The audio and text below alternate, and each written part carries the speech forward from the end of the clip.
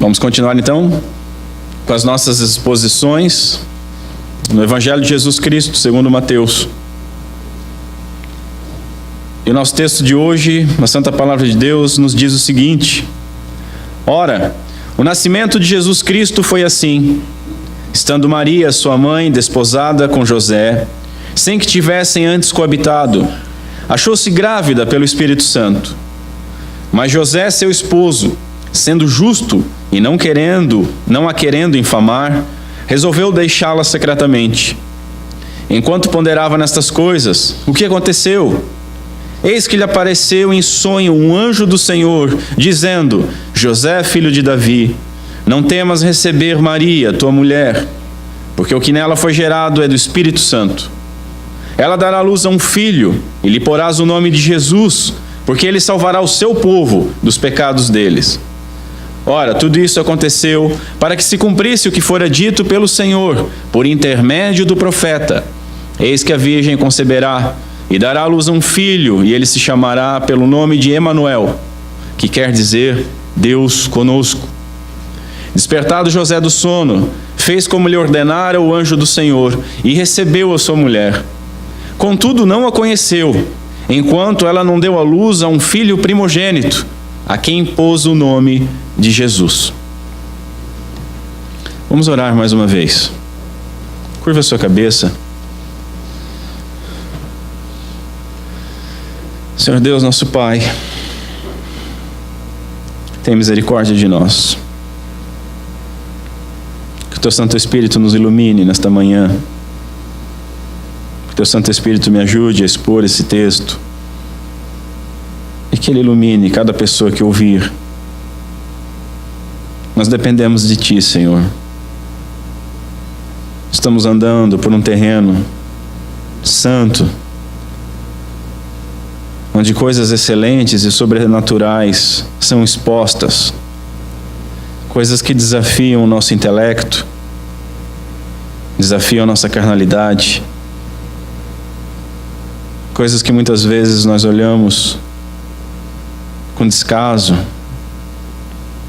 Não permita que seja assim, Senhor. Que a Tua palavra possa queimar em nosso coração.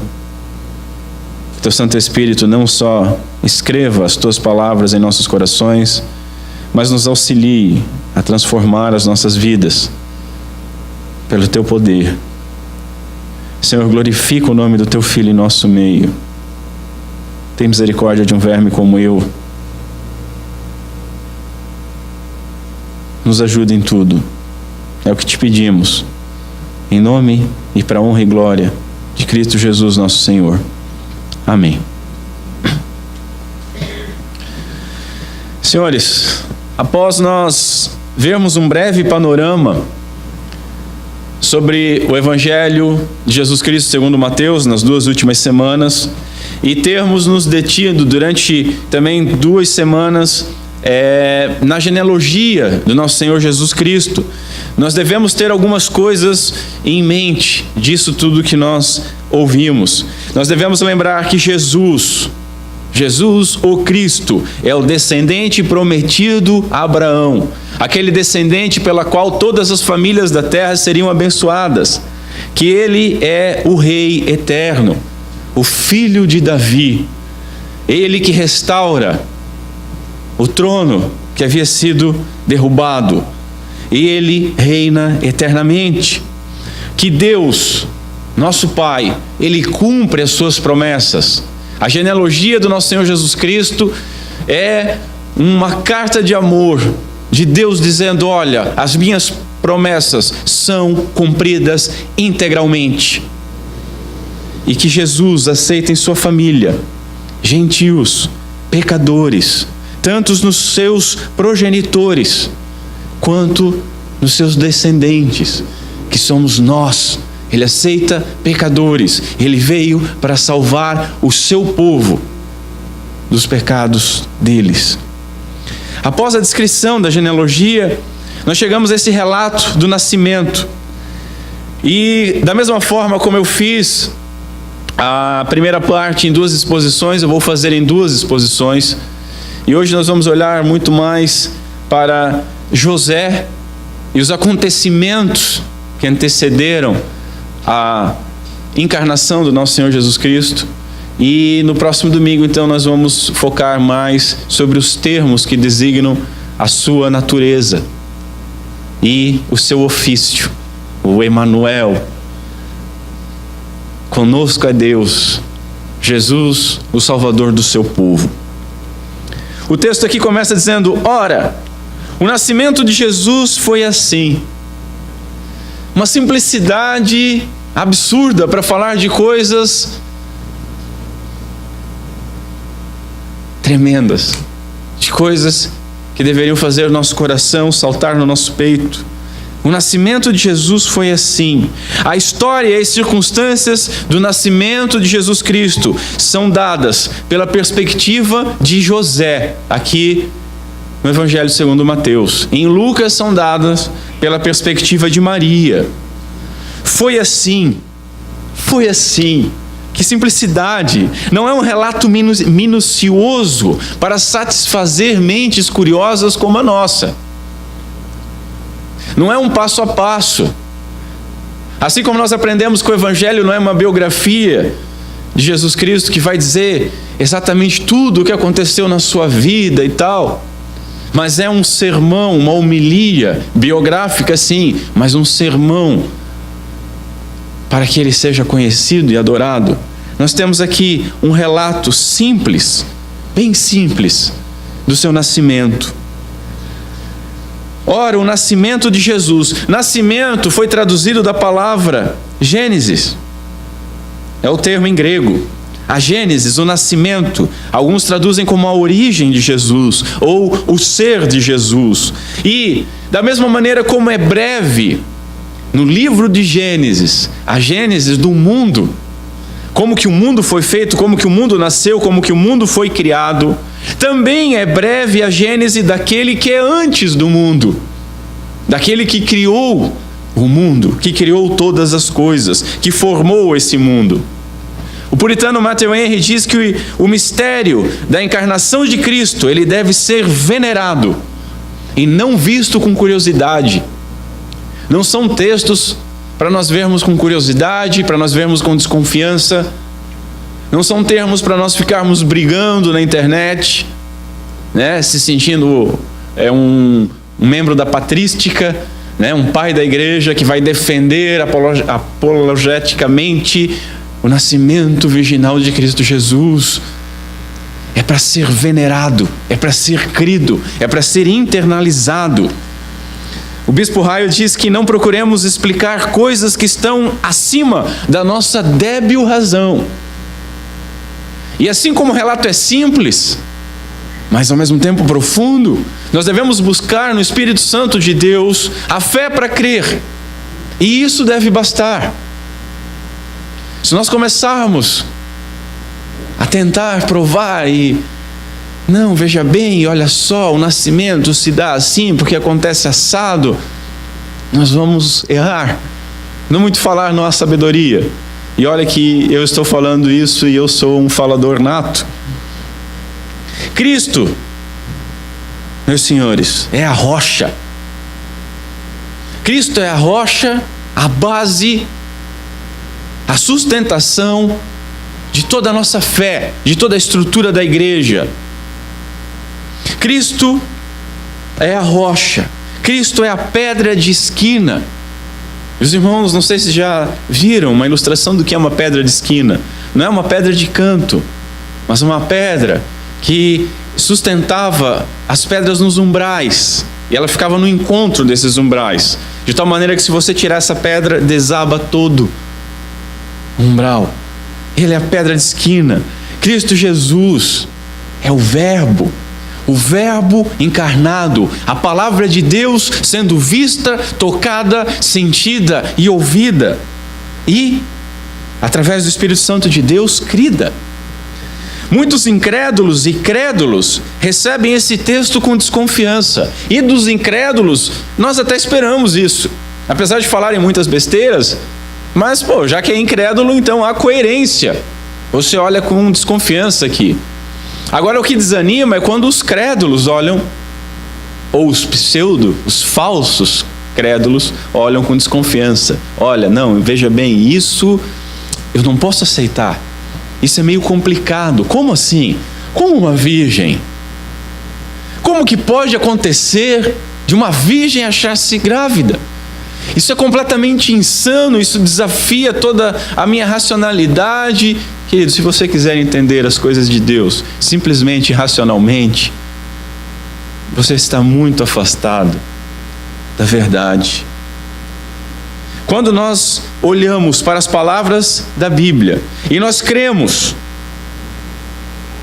nós temos uma construção segura, firme, rochosa, uma fortaleza sustentada e baseada no nosso Senhor Jesus Cristo, que é a pedra de esquina, o Verbo encarnado. Agora, quando nós olhamos e começamos a escolher o que nós queremos crer ou não crer, e aí eu vou trazer à tona as palavras de Agostinho. Na realidade, nós não cremos nas Escrituras, nós cremos em nós mesmos, porque nós estamos escolhendo o que é ou o que não é Escritura. Ao escolher no que você quer acreditar, porque você não crê em tal milagre, ou naquela outra coisa, ou nisso aqui, você acaba fazendo um grande milagre, porque você transforma aquela fortaleza de rocha, que é o Evangelho, que é intransponível, que é excelente, você transforma isso num castelo de cartas, frágil, totalmente inerme, porque você começa a tirar as bases da verdade. E quando você vai tentar defender o Evangelho sem a verdade, você tem um castelo de cartas, e você está tirando a última, e você quer que ele fique em pé, mas ele não vai ficar em pé. Para nós crentes, é suficiente saber que aquele que criou o mundo, para ele não há nada, absolutamente nada impossível. Nós temos que entender isso. É impossível uma virgem conceber. Exatamente. Assim como é impossível o mundo ser criado a partir do nada. Qual dificuldade você tem? Qual é a sua maior dificuldade? Quer saber qual é a maior dificuldade? Quer saber qual é a coisa mais impossível que a Bíblia nos diz? Os discípulos olham para Cristo Jesus e dizem o seguinte: Senhor, se é assim, quem pode ser salvo? E Jesus peremptoriamente diz: para o homem isso é impossível. É impossível a salvação para o homem, mas para Deus não há impossível. A coisa mais inacreditável, a coisa que deveria deixar os nossos cabelos em pé, é a salvação. É a salvação. Como que homens totalmente pecadores, imerecedores de qualquer coisa, inimigos de Deus, são salvos gratuitamente por aquele que blasfemaram, ultrajaram. Se você consegue acreditar nisso, concepção virginal é ficha, é detalhe. Foi assim. Foi isto que aconteceu. A genealogia e a breve narrativa desses fatos colocam Jesus no âmbito da história e não da mitologia. Isso é maravilhoso. Apesar de simples, Cristo Jesus está sendo colocado no âmbito da história. Ele é descrito por vários e vários historiadores. Nascimento virginal. Os críticos começam a mas da onde que isso vem? Isso é uma cópia, isso é da mitologia. Isso são deuses e vários deuses pagãos que tem essa história toda. O cristianismo simplesmente adaptou. Você já não ouviu isso? Eu já ouvi isso, já cansei de ouvir isso. Já nem dou mais atenção para isso. Quando vem falando isso, eu digo, tá bom, tá ok. Segue o jogo. Da onde surgiu, da onde se originou essa ideia? Teria ela porventura surgido na mitologia pagã? Será que é dali que eles tiraram isso? Há algum retrato na mitologia pagã de um nascimento virginal?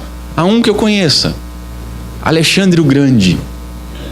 Alexandre o Grande é dito que teve um nascimento virginal, mas veja bem, a sua mãe Olímpia, na sua concepção virginal, havia uma serpente em sua cama.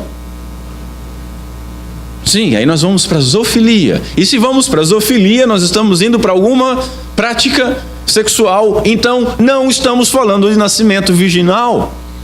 E isso cai por terra. Isso, a lenda do seu nascimento é espúria. Toda mitologia, quando fala sobre as virgens e tudo mais, fala sempre de um Deus inflamado na sua lascívia, que violenta uma garota, uma virgem, ou que comete adultério com alguém. E veja bem, então, se a mulher era virgem antes, não é mais depois da ocorrência.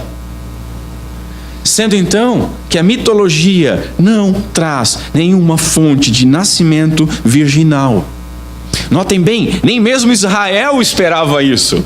E nós vamos ver mais para frente. Foi lido aqui uma profecia hoje. E o entendimento de Israel não era necessariamente de um nascimento virginal. Não era dessa forma que eles aguardavam o Messias. Não há nenhum indício, senhores, de deidade humana, pagã, copulando em termos grosseiramente físicos, nos diz o Carson, como as mitologias. Não é isso que está trazendo. Não podemos querer comparar a beleza e a santidade desse relato com os relatos de mitologia. Ao contrário, o poder do Senhor, manifesto no Espírito Santo de Deus, realizou milagrosamente essa concepção. Como é que é dito em Lucas? Maria diz, mas como é isso? Se eu não conheço o homem, a sombra do Espírito Santo vai lhe cobrir. O Espírito Santo que pairava sobre as águas e ouviu a voz de comando, haja luz. Há impossíveis para ele. Portanto, qualquer refutação sobre mitologia se faz totalmente desnecessário. Mas ainda uma coisa pode se acrescentar. Lembram da história que eu falei lá quando a gente estava apresentando a genealogia? Da missionária que fez uma tradução e na sua primeira tradução ela deixou a genealogia de fora. Então ela começou direto com o relato da concepção virginal. E ela pregou durante 10 anos sobre isso. Até que ela trouxe então o relato da genealogia. E aí aquele povo disse, mas espera aí. Você está dizendo que esse Jesus que você está pregando para a gente, ele existiu? De fato? Ele teve uma descendência na terra? Muda de figura. Ou seja, Cristo Jesus foi inserido verdadeiramente na história. Apesar da grandeza da concepção miraculosa, os fatos são narrados com extrema simplicidade, não ao gosto do freguês ou ao gosto das nossas curiosidades. Maria, diz o texto, desposada por José, sem coabitarem, está grávida. Vamos entender isso. O que é desposada? O que é desposada? A narrativa implica uma distinção entre noivado e casamento, ainda que não use esses termos e ainda que na época o noivado não era um termo válido, era o contrato de casamento, mas faz uma distinção sobre isso. Desposada, ou em outras traduções, comprometida matrimonialmente, ou ainda prometida em contrato de casamento pelos pais, porém não consumado. Isso é complicado para os nossos dias. Nos nossos dias nós vemos pastores querendo pregar moralidade no evangelho, e aí erram. E aí erram no segundo passo. Você já deve ter visto isso também. Fica de púlpito dizendo, crente não pode ficar. Ficar não é de Deus. Fica hoje com um, fica amanhã com o outro. Isso não existe e tal, e pá. Aí dá vontade assim de chegar, puxar assim a barra da calça dele e dizer, filho, namoro também não existe.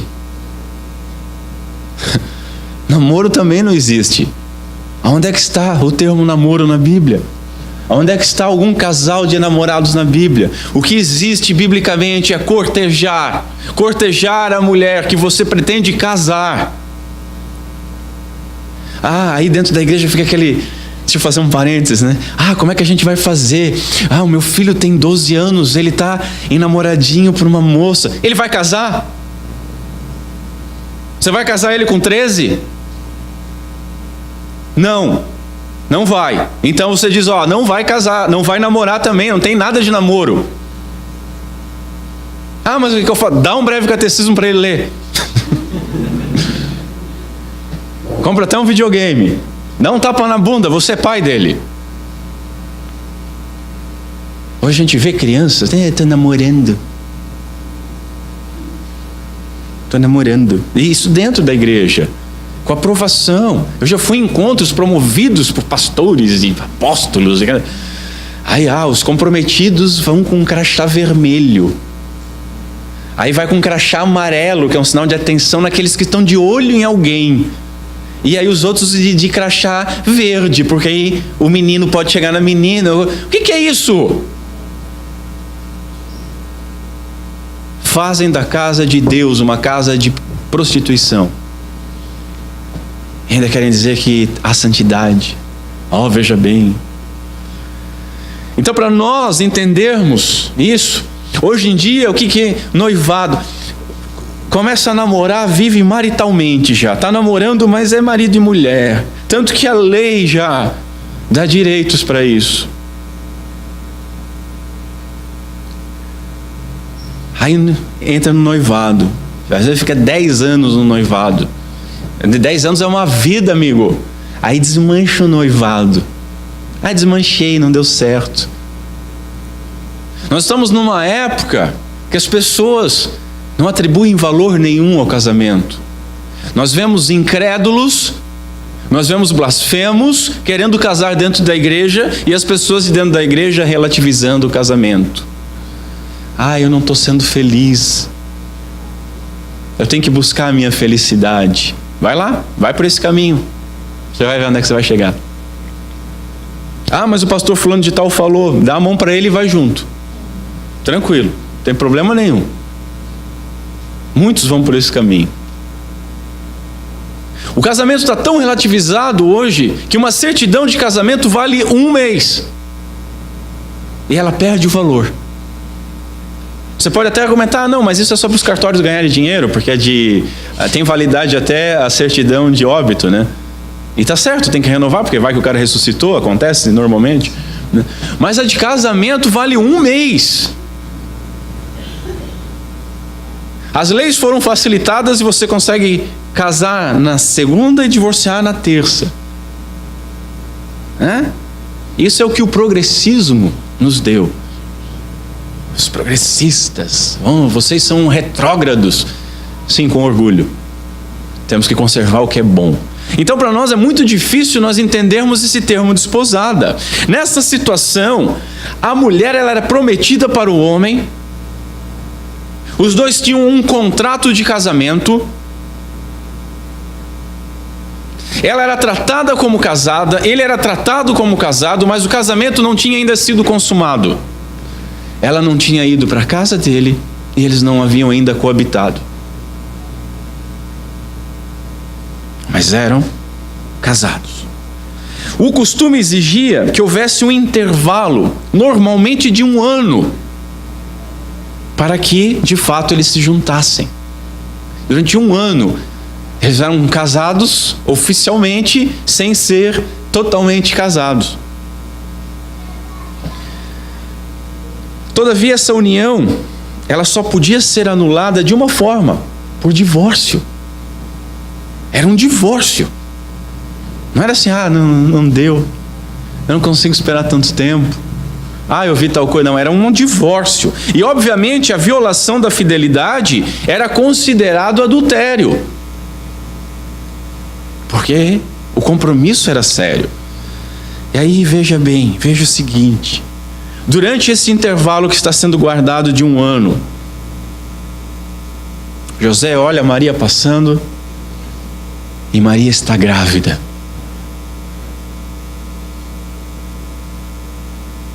Forte, terrível. Numa sociedade que não ficava quebrando tabu, isso era terrível. Era um grave pecado. Um pecado tão grave que Deuteronômio diz que tinha que ser apedrejada a pessoa infiel. Apesar que no século I essa prática ela já estava em desuso.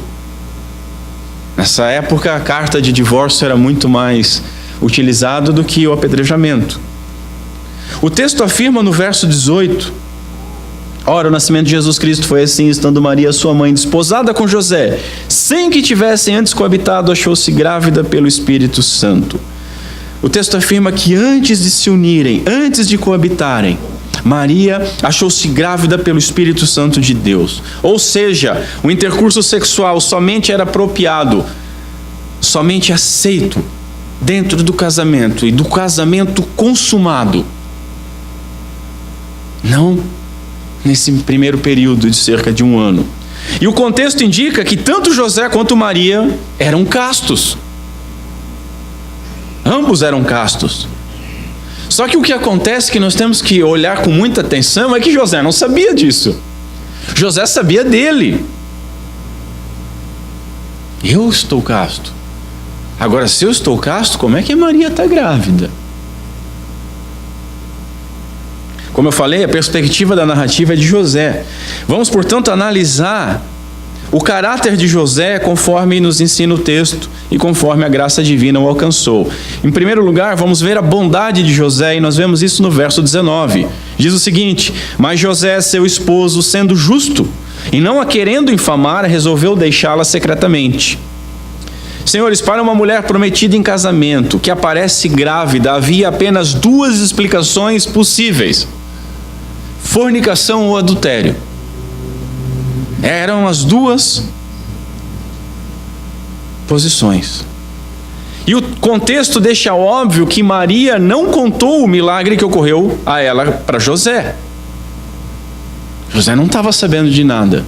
Maria não foi lá falar, não passou um WhatsApp para ela, para José dizendo: ó, partiu grávida. Ela recebeu e ficou na dela. E José a vê. Portanto, para ele, como ele estava casto, só restava uma opção: fornicação não foi, então foi adultério. Maria, a minha esposa, adulterou. Por ser ele justo, ele não poderia então casar com Maria. A sua justiça estava também na obediência da lei. E o termo justo pode ser bondoso. Ele não poderia casar com ela. Agora ele a via como uma infiel. Ele não poderia casar com uma infiel. E se ele casasse com ela, como o povo já viu ela grávida, ele estaria assumindo que havia fornicado. Ele estaria provando que também havia pecado. Ele não poderia fazer isso. O texto nos diz que pela bondade justa de José, ele não queria expor Maria ao vexame público ou à desonra pública. A sua primeira opção, como eu falei, era levar Maria às autoridades. Pega pela mão, leva para as autoridades e aplica Deuteronômio 22, 23. E poderia exigir a punição capital. Olha, ela está grávida, não é meu, ela foi infiel e a lei diz que tem que ser apedrejada. Pega a pedra. Essa seria a primeira opção. Mas era longe do que José queria. Havia 2 opções mais brandas. 2 opções mais brandas ainda. Porque a lei de repúdio, ela era bem frouxa. E ela era bem abusada. Tanto é verdade que Jesus dá um esculacho nos judeus a respeito da lei do repúdio. Havia uma que era um processo público, com a exigência do dote. Isso era levado publicamente, não era apedrejado, mas era dada uma carta de divórcio pública e ele receberia então uma indenização, o dote do casamento. Mas há uma outra, escolhida por José. Essa não era pública, era particular, secretamente. Eu não sei, talvez alguma vez os irmãos passaram por isso, mas durante muito tempo na minha vida, eu olhava esse texto aqui, e quando dizia assim, deixá-la secretamente, o que passava pela minha cabeça é, o José queria fugir, né? Tá grávida, ó, se vira, tô fora, tchau, né? Vou para Samaria. Mas não significa isso. Deixá-la secretamente não tem nada a ver com abandonar e fugir. Deixá-la, o termo aqui deixá-la é repudiá-la. É mandar embora, é divorciar. Então já começa. Ele não está abandonando ela, está repudiando, estaria se divorciando dela secretamente. E secretamente não significa uma fuga sorrateira, mas discretamente. A gente sempre pensa por analogia, né? E esquece dos outros significados do termo, em segredo. E olha outra coisa, para ele fazer isso em segredo, quem paga a multa é ele. Ele estaria dizendo, olha, eu quero me divorciar, traz as taxas, traz os boletos, eu vou acertar tudo.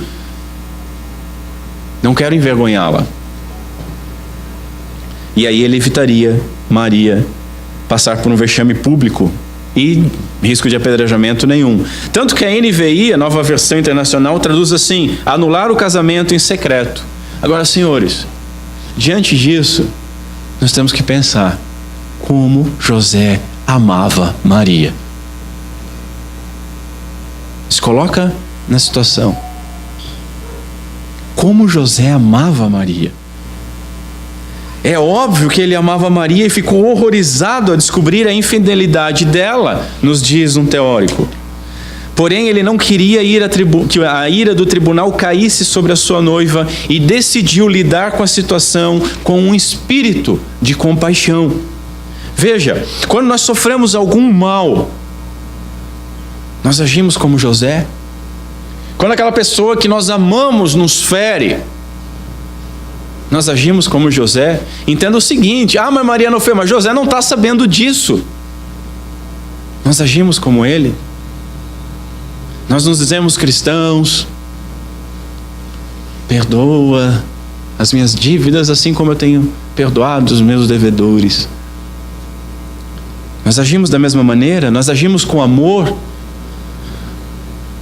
Ou nós já ia pegar na lata assim, vem cá, vamos para o tribunal agora, você fez isso. Olha como o nosso amor é manchado pelo pecado. O nosso amor, na realidade, ele está numa casca de orgulho tão grande. Você não tinha o direito de fazer isso comigo, agora por isso eu vou te destruir, porque eu te amava. Estão compreendendo? Olha o que José nos ensina: eu te amava, você me traiu, eu não vou te destruir, eu vou fazer tudo certinho, vou sair fora, vou pagar a multa, mas eu não quero te humilhar. Mas vai além disso. José, ele deve ter sofrido sobre o que fazer. Isso nos leva a outro ponto sobre o caráter de José. O segundo ponto é a fé de José, e nós vemos a fé de José no verso 20. Enquanto ponderava nestas coisas, o que aconteceu? Eis que lhe apareceu em sonho um anjo do Senhor, dizendo: José, filho de Davi, não temas receber Maria, tua mulher, porque o que nela foi gerado é do Espírito Santo. Maria é idolatrada no catolicismo romano. Eu já fui em muitas missas, minha origem é católica. Chega na época de Natal, tem a missa do sim de Maria, porque através do sim de Maria, Jesus pôde vir. Eu vi padre dizendo isso. Se ela tivesse negado, Jesus não viria. Jesus praticamente veio por causa dela, né? Que ela aceitou. Mas o que e os católicos chamam a Sagrada Família, o que me entristece é como eles olham com descaso para José. Veja bem, o anjo apareceu para Maria, disse para ela algo maravilhoso, mas não perguntou para ela, disse o que ia acontecer. Não há o sim de Maria, há Senhor, faça-se a tua vontade. Né? Isso não é praticamente você dizer, não, eu aceito, né? E maravilhoso, mas ela foi avisada e antes de acontecer, ela não se achou grávida, e meu Deus do céu, como é que é isso? E aí apareceu o anjo. Agora José não tem esse contato com ela, José está longe, anjo nenhum aparece para José. O que aparece para José é Maria, de longe, grávida, e ele a amava.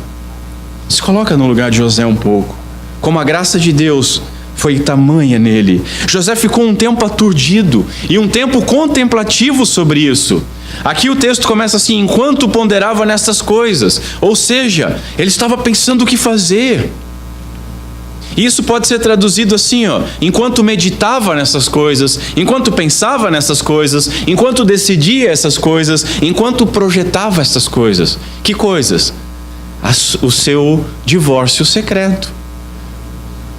José parou para pensar. José, para orar. O que eu faço? Como é que eu faço para sair dessa situação? Como é que eu faço para sair dessa situação sem que Maria, que eu amo, seja apedrejada ou seja envergonhada? Como é que eu faço?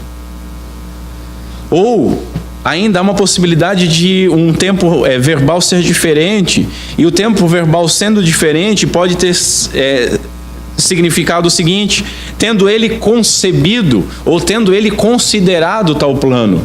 Já no passado, não, ele parou, orou, pensou, meditou, depois que ele, não, é isso, eu já sei o que fazer. Aí então um anjo lhe aparece em sonho. Senhores, um ato dramaticamente repentino, um anjo aparecendo, e o anjo aparece no sonho e dá a José a informação que já havia sido dada para Maria. Agora, mais tarde, depois de um pouco de sofrimento, presumimos pelo texto que Maria, como eu já disse, ela não contou o caso a José. E isso é extremamente compreensível. Novamente, vamos fazer uma alusão com os nossos tempos. Casal de crente está namorando. Os pais deixam sozinho. Eu confio no meu filho.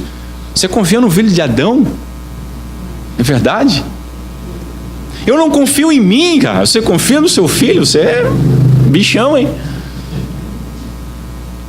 Eu não confio em mim, eu sou filho de Adão, totalmente corrupto.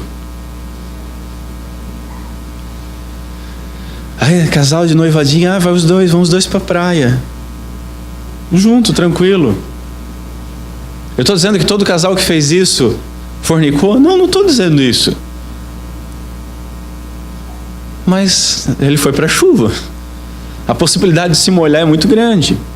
Já numa sociedade infinitamente mais discreta que a nossa, que era o caso deles, Maria não ia ter oportunidade de falar com José a sós. Porque isso não é uma coisa que chega assim num grupo de família, chega na frente da família de José e diz: José, tem um negócio para te falar. Um anjo me apareceu e disse que eu vou conceber pelo Espírito Santo e eu estou grávida. Né? Se não José, a família de José, e vocês todos têm família, sabe como é que é? Essazinha, você vai dar ouvidos para ela? Não precisa de tribunal não, tem pedras aqui, vamos resolver já. Ela não ia ter essa oportunidade. E outra coisa, ela não ia ter coragem de explicar o ocorrido. Você teria coragem de explicar? Hoje nós vemos uns loucos, uns sonhadores, uns insanos, que vêm para trás de um púlpito e falam coisas que Deus não falou, e Deus me disse, eu sonhei, eu tive uma revelação, um revelamento, uma visagem, coisa, e vomitam aquilo de púlpito. As coisas mais absurdas, como nós já vimos na televisão sendo envergonhado o evangélico, na televisão, Deus mandou eu adulterar com a vizinha, um pastor falando, botei a igreja para orar porque isso era difícil de fazer. Raça de víboras, malditos. Maria, por outro lado, ela pensando: opa, como é que eu vou chegar lá e falar isso? Diante do que ela ouviu do anjo, era muito melhor ela deixar esse assunto totalmente delicado e inacreditável nas mãos de Deus. Deus apareceu, sombra do Espírito me cobriu, de fato eu estou grávida. Deus, agora resolve a história, eu estou nas tuas mãos. O que eu vou fazer? Vou vir a público e dizer: não, vou arriscar um apedrejamento enquanto as pessoas estiverem com pedra, vou ficar: não, vocês não sabem o que estão fazendo. Não, meu amigo.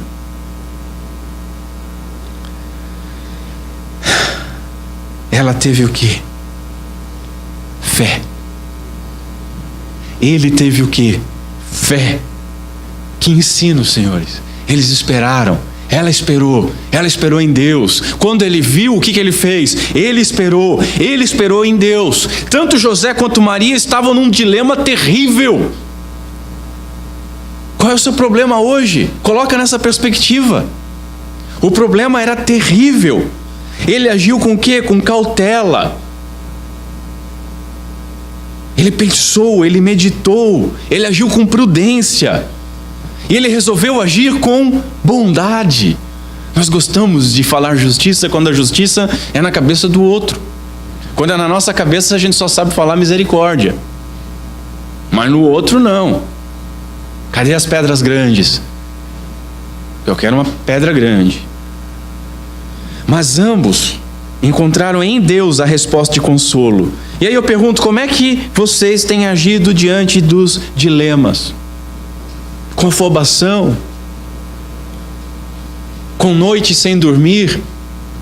Olha que massa que o texto nos revela. Pensando sobre o assunto, um anjo lhe aparece em sonho. José estava dormindo. Qualquer coisa a gente já quer perder o sono. Não, perdi o sono essa noite, pensando no problema. Se você perdeu o sono por alguma coisa fisiológica, tudo bem, não, mas é um problema. Eu perdi o sono essa noite no problema. E daí? Conseguiu resolver? Adiantou bastante? Deu uns 2, 3 passos para frente? Ou no outro dia que o problema continua, você está cansado, arrebentado? Como é que nós agimos? Agimos com cautela ou com afobação? Como é que nós agiríamos? Não, vamos ao tribunal, que isso? Quem ela pensa que é para fazer isso comigo? Como nós gostamos de falar. Você sabe quem eu sou? Nós agiríamos com maldade? Agiríamos na defensiva? Maria podia ter saído correndo já no outro dia e dizer, pera. Gente, olha, aconteceu algo. Espere em Deus.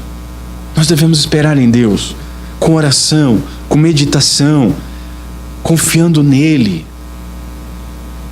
aguardando nele. A gente consegue dizer assim, não, Deus é soberano sobre tudo, Deus é soberano sobre a minha vida. Meu Deus do céu, o que eu faço amanhã? Meu Deus.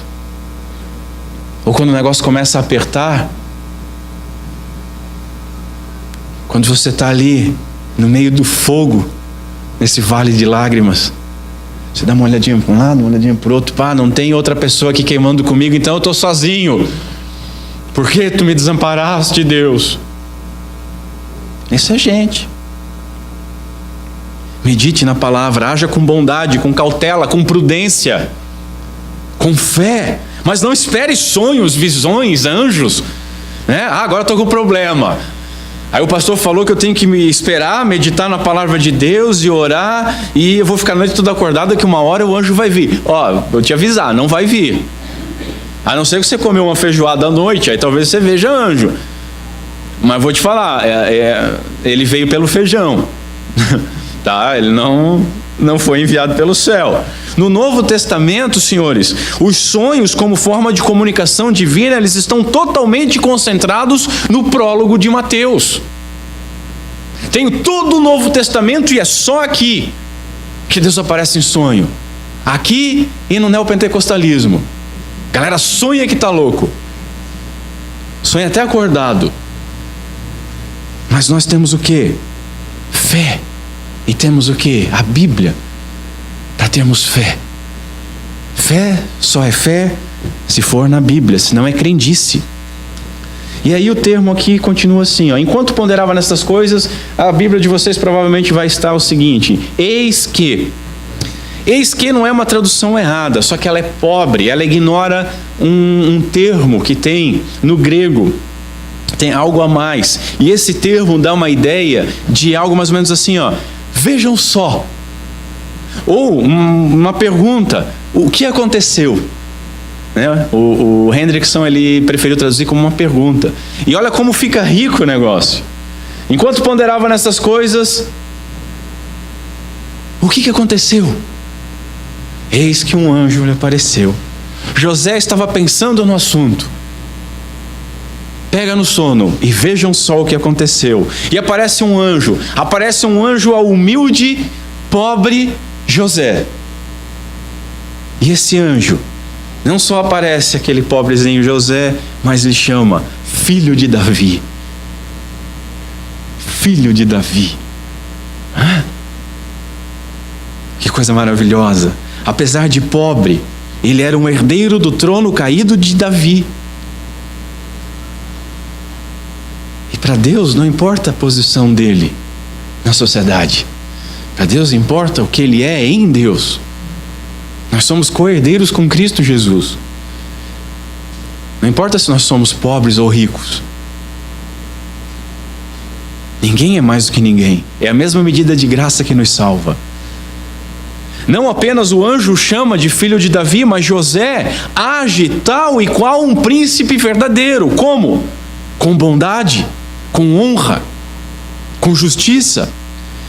E o anjo diz para ele: não temas ou não hesites receber Maria como a tua esposa em tua casa. Mas como não hesitar, senhores? Como não temer? Primeiro nós temos que entender o que essa construção textual ensina. A construção textual ensina que José, mais do que não querer envergonhá-la, queria recebê-la. Consegue compreender como está sutil o negócio? José está pensando no que fazer. E ele decide o que fazer. Eu vou dar a carta de divórcio em secreto para ela e não vou envergonhá-la. Mas o seu coração batia dizendo: eu queria recebê-la. Eu amo essa mulher. Essa é a minha esposa. E o anjo vem e responde isso para ele.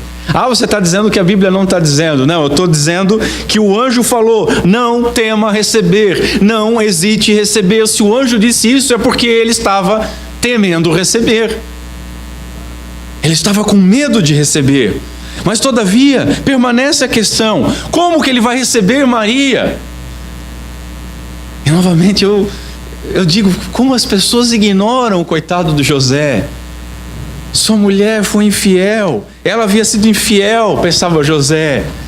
Eu amo ela, mas como é que eu vou fazer isso? E aí o anjo traz duas boas novas para José. Olha que maravilha.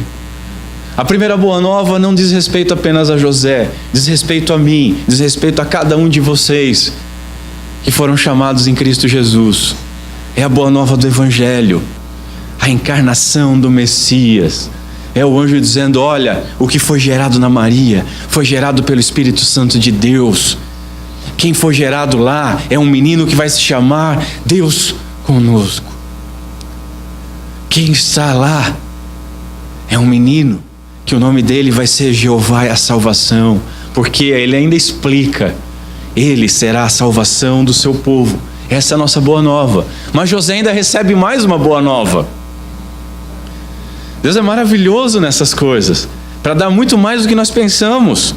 A José é dito que o obstáculo havia sido removido. Olha, você queria recebê-la como esposa, mas não dá. Para sua mente não dá, ela foi infiel. Mas veja bem, ela não foi infiel. É o que aparenta. Ela não te traiu. Ela não havia sido infiel. Ela foi agraciada por Deus. Você pode receber Maria como sua esposa, porque ela foi agraciada por Deus. E assim nós aprendemos, não apenas sobre a fé de Maria, mas a fé de José.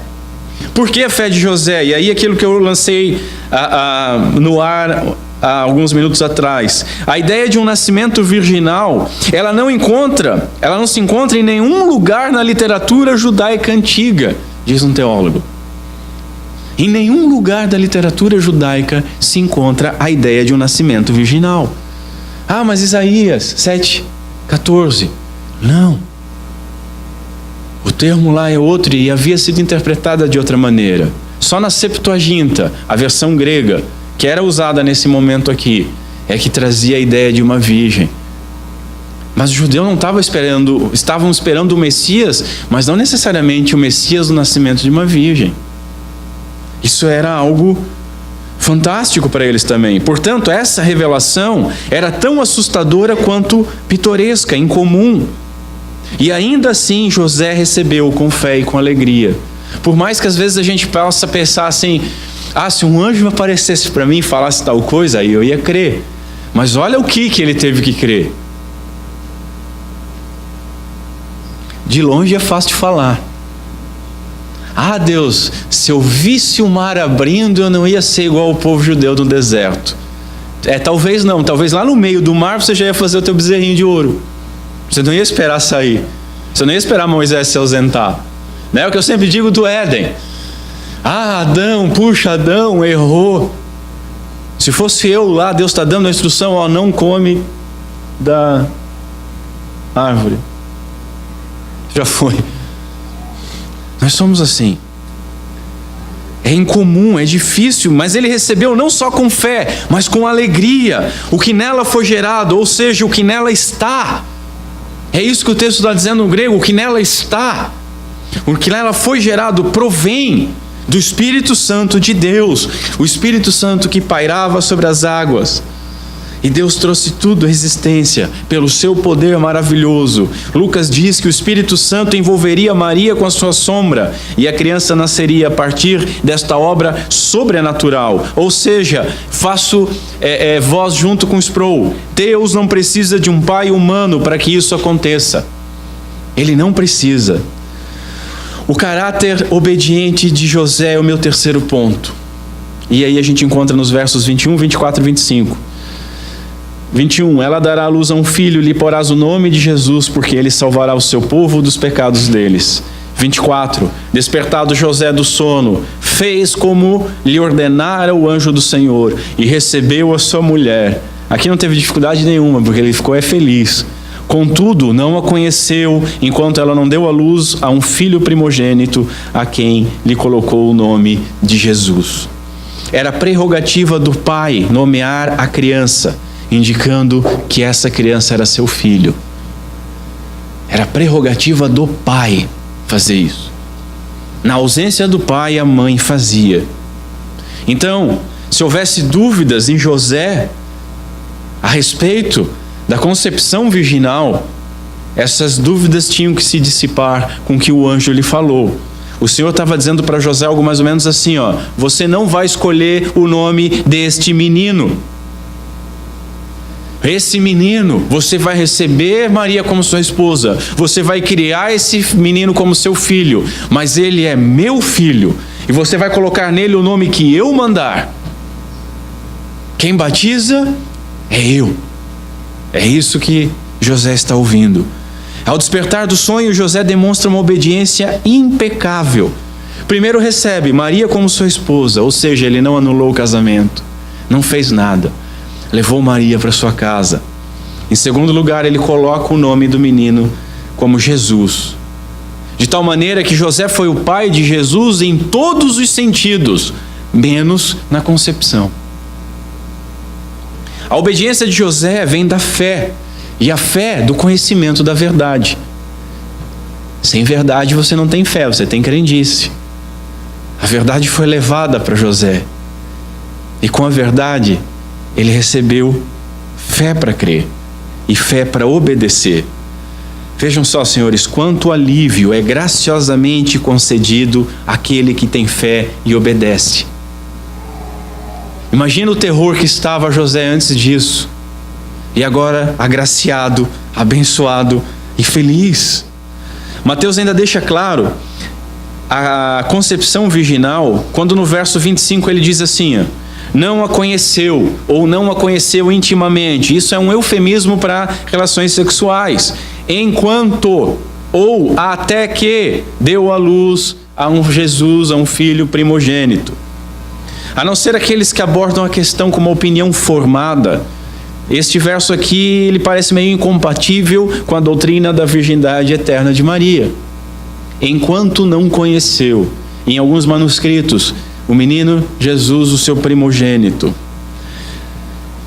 Não vou criar caso com isso, mas isso fica muito mais claro. Esse não é um verso prova para isso, mas isso fica muito mais claro no capítulo 12, verso 46 e no 13, verso 55.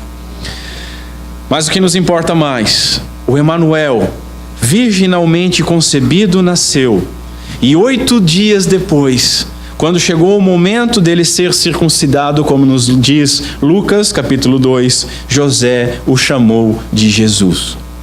José lhe deu o nome que o anjo tinha falado. E aqui eu tenho que abrir um parênteses. No 8º dia, quando Jesus foi apresentado ao templo, Essa história de apresentar a criança ao templo é prática judaica. Mas aconteceu alguma coisa, ele foi apresentado para ser circuncidado. E aí sim, se nós entendermos o sacramento substituído pelo batismo, eu não posso fazer um batismo a seco e também não vou circuncidar. Isso é outro assunto mais para tarde. Dessa doutrina, nós recitamos no credo apostólico: Jesus Cristo, que foi concebido pelo Espírito Santo, nasceu da Virgem Maria. Isso é doutrina fundamental da nossa fé. Semana que vem nós falaremos sobre a profecia de Isaías 7,14, que está citada aqui no verso 23. E como eu falei, sobre a natureza de Jesus Cristo, através do nome que ele seria conhecido, Emanuel, Deus conosco, e do seu ofício, Jesus, o Salvador do seu povo. Eu quero listar para os irmãos algumas aplicações para isso tudo que nós vimos esta manhã. Primeira aplicação: o anjo apareceu a José somente após ele descobrir a gravidez de Maria. A ela foi dito de antemão, como eu falei. O anjo apareceu, anunciou, e aí ela achou-se grávida. José não. José, ele ficou no suspense, e aí descobriu depois. Mediante essa dolorosa prova, senhores, José demonstrou pela graça de Deus ser um homem tanto bom quanto justo. Deus poderia ter dito também, como eu falei, não era longe. O anjo podia ter aproveitado a viagem, né? Anuncia Jesus aqui para Maria, já deixa eu dar um recadinho para José, para ele ficar tranquilo. Mas não é isso que acontece. Isso nos ensina algo muito glorioso. A paciência de José foi recompensada. José aprendeu debaixo dessa tensão. Debaixo dessa tensão e dessa prova, a sua justiça, que vem de Deus, e a sua bondade, que vem de Deus, pôde ser exercitada. Ele pôde ver. Assim como Abraão, quando vai levar Isaac. Você não pode imaginar que Deus estava provando Abraão, porque Deus não sabia se Abraão tinha fé ou não, sendo que o próprio Deus deu a fé a Abraão. A gente não pode ser inocente nisso. Para quem que estava sendo provado que Abraão tinha fé? Isso, para ele. Foi ali que ele entendeu que ele tinha de fato fé em Deus. Ali ele entendeu que ele tinha fé de fato para oferecer o seu filho, o filho mediante a qual viria a promessa, e Deus era poderoso o suficiente para trazê-lo à vida se fosse necessário. Eu confio em Deus, Ele mandou fazer, bora lá. É a mesma coisa aqui com José. José está sendo preparado para ser o pai adotivo do nosso Senhor Jesus Cristo. Agora, o que isso nos ensina? Nós temos esperado em Deus. Quando Deus nos disciplina, quando Deus nos prova, nós esperamos, nós aguardamos, nós confiamos, nós agimos com cautela, com bondade, com justiça, com prudência, ou com desespero. Ou nós, crentes, ficamos tão desesperados que às vezes um ímpio tem que dizer: não, te acalma, Deus vai te abençoar. Isso já aconteceu comigo, por isso que eu estou falando. O crentão lá desesperado. Aí Deus pega uma mula, um ímpio, uma pedra, bota na minha frente e diz: confia em Deus, Ele vai te abençoar. E aí quando você está ali esmagado, a vontade é levantar e dizer: quem é você para falar isso, cara? Eu conheço a tua vida. A gente é terrível. Se não é a mediação de Cristo Jesus, a gente fede diante de Deus. Agora, como é que nós temos nos portado? É a primeira lição. Quando Deus nos permite, entendam permitir como nos colocar, quando Ele nos deixa passar por algumas privações, por algumas situações terríveis, Ele está querendo nos fortalecer. Ele está querendo nos ensinar. Nós não temos que provar nada para ninguém. É para nós mesmos. Segunda aplicação: Maria poderia ser tratada como adúltera. José como um traído, ou pior, como um fornicador. que nós aprendemos com isso? Mesmo quando estamos fazendo a vontade de Deus, nós podemos ser humilhados, repreendidos e incompreendidos pelos demais. O Redentor foi gerado no ventre de Maria. E o seu esposo olha para ela e adulterou. Ele podia ser mal visto pela sociedade. Se ele recebe ela como ele queria, fornicador.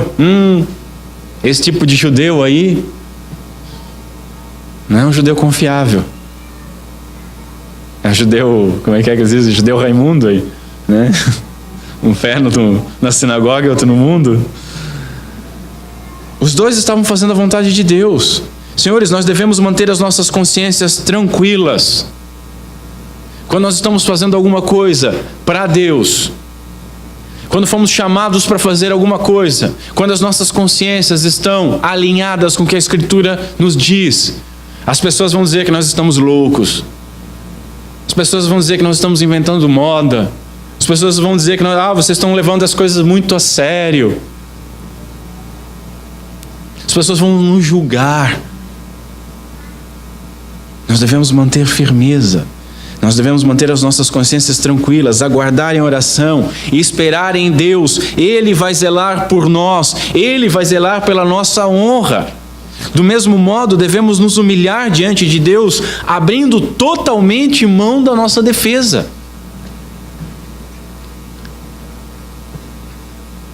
Tozer, ele diz numa obra dele, que se você tentar se defender diante dos homens, é capaz de Deus deixar. Como é que você prefere se defender diante dos homens? Você na sua sabedoria e santidade, ou deixar o teu advogado te defender? O teu advogado pode te deixar passar por um bom tempo de perrengue. Tudo debaixo do controle dele. Agora eu te garanto que se você tentar se defender, você não vai conseguir se defender. Você vai acusar os outros. Você vai levar pessoas para serem apedrejadas. Você vai ficar infeliz. E você vai estar fora da vontade e dependência de Deus. Terceira aplicação. Maria parecia ter quebrado a lei e ter sido infiel. Ao invés de expô-la, José fez o quê? Ele moeu o seu próprio orgulho e quis protegê-la. O que a graça de Deus faz num homem? O amor e a prudência cristã encobrirão uma grande quantidade de pecados, diz Matthew Henry. O amor e a prudência. Amor porque nós temos que amar uns aos outros. Prudência porque nós não sabemos todas as coisas.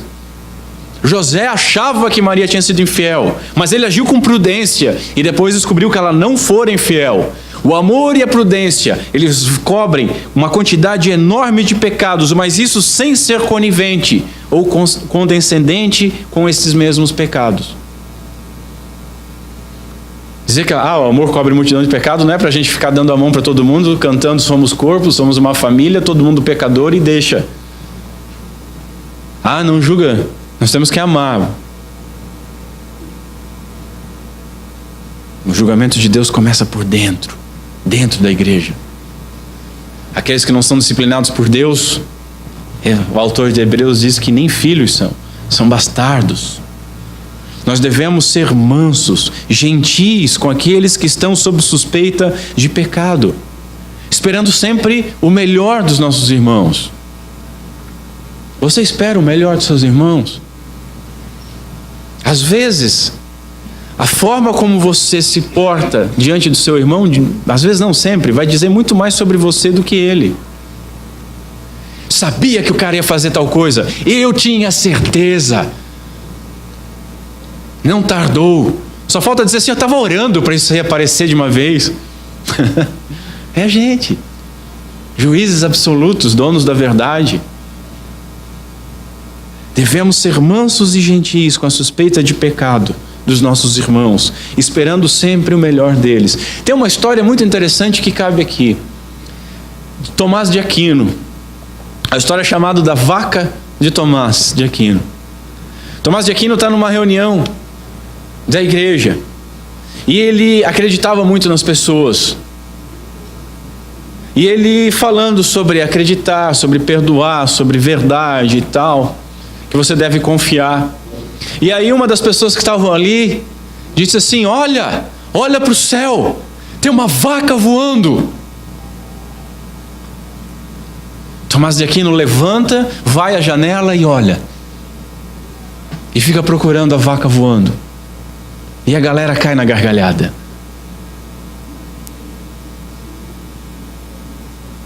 Tomás de Aquino olha para aqueles irmãos que estavam rindo e diz: olha, eu prefiro muito mais acreditar que uma vaca pudesse estar voando do que um irmão meu mentindo.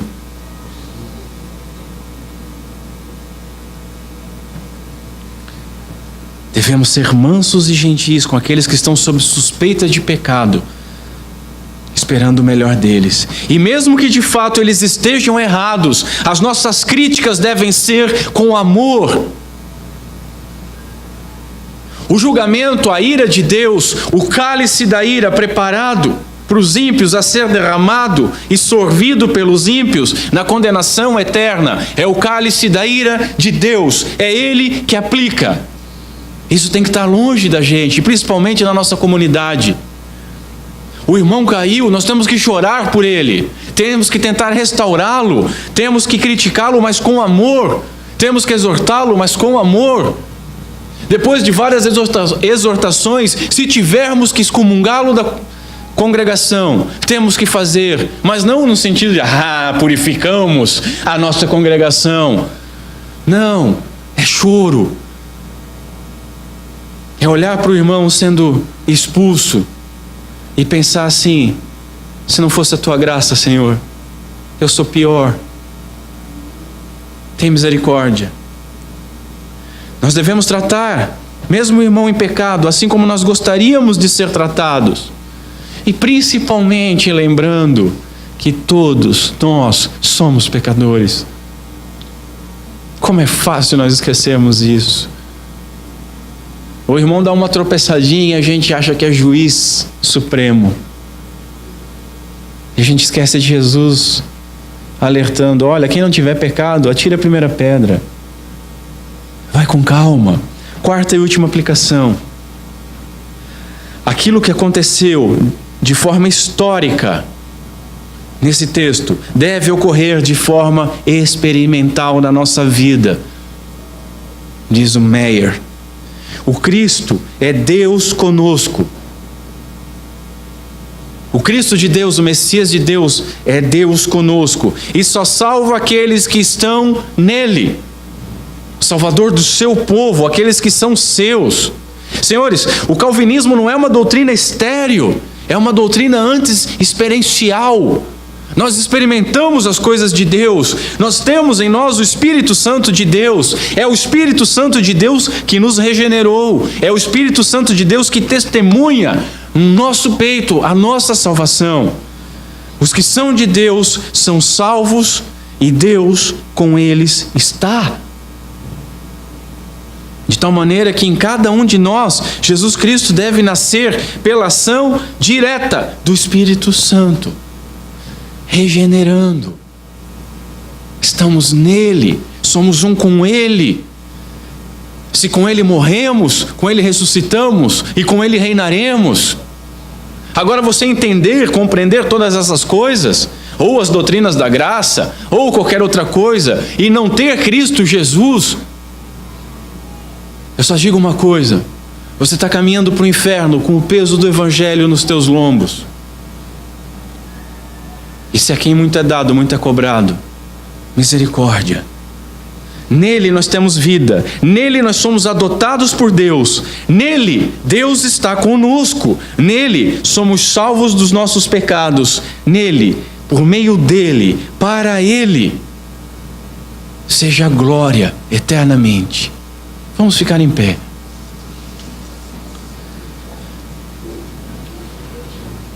Falamos do nascimento de Jesus,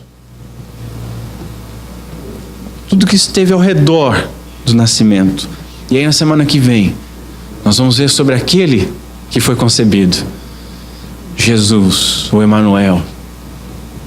o Cristo de Deus. Curva a sua cabeça. Senhor Deus, nosso Pai, muito obrigado pela Tua palavra. Obrigado pela revelação que nós temos. Quanto tempo, Senhor, nós andamos distantes do conhecimento, assim como José estava distante do conhecimento da Tua obra na sua esposa. Pensávamos bobagem, falávamos bobagens, acreditávamos em bobagens, mas Tu teve misericórdia de nós. Temos a Escritura que custou o sangue de tantos homens melhores do que a gente. Temos o Teu Santo Espírito para nos iluminar e levar a compreensão da Tua palavra revelada. E mais uma vez vemos que Tu és fiel e Tu cumpre a Tua palavra, Tu cumpre as Tuas profecias. Tu prometeste salvar o Teu povo, enviaste o Teu Filho para nos salvar. Ah, Senhor, que aquela graça do Teu Santo Espírito que alcançou o Teu servo José possa nos alcançar. Que bondade e justiça que vem do Teu trono possam se fazer presente na nossa vida. Que a fé que vem pelo Teu Santo Espírito possa existir em cada um de nós. E que essa fé redunde em obediência. E essa obediência em glórias ao Teu santo nome. É isso que nós pedimos. É isso que nós agradecemos. Em nome de Cristo Jesus. Para a honra e glória do Teu nome. Amém.